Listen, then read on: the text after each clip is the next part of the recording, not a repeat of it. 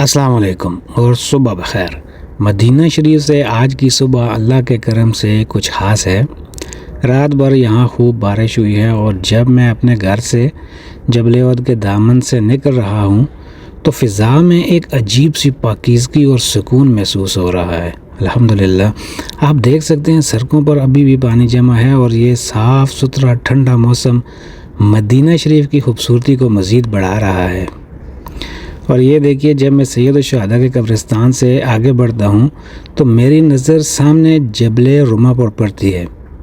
یہ ایک ایسا منظر ہے جو مجھے ہر روز دیکھنے کو ملتا ہے۔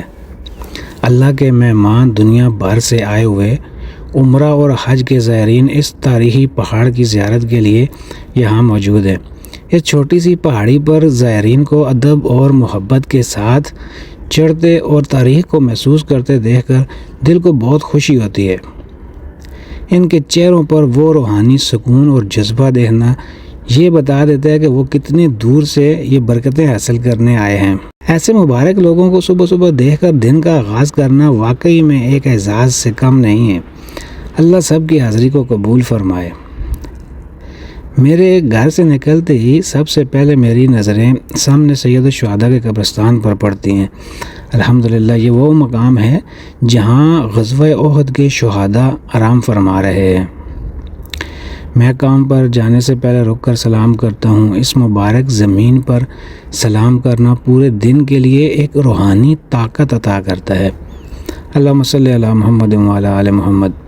اور یہ جو سامنے چھوٹا سا پہاڑ آپ کو دیکھ رہے ہیں اسی کا نام ہے جبل رما، تیر اندازوں کا پہاڑ۔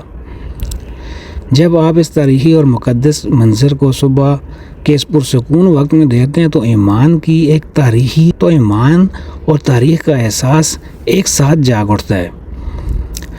اب میں یہاں سے ناشتہ لیتا ہوں اور اب میں اپنے کام کی طرف رواں دوا ہوں۔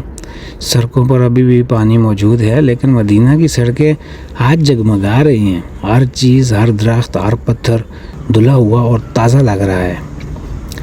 بارش کے بعد جو مٹی کی خوشبو فضا میں شامل ہوتی ہے نا، وہ دل کو ایک انوکھا اطمینان دیتی ہے۔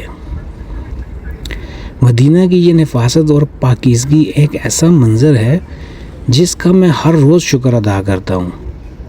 یہ ہے مدینہ شریف کی ایک خوبصورت صبح کا آغاز۔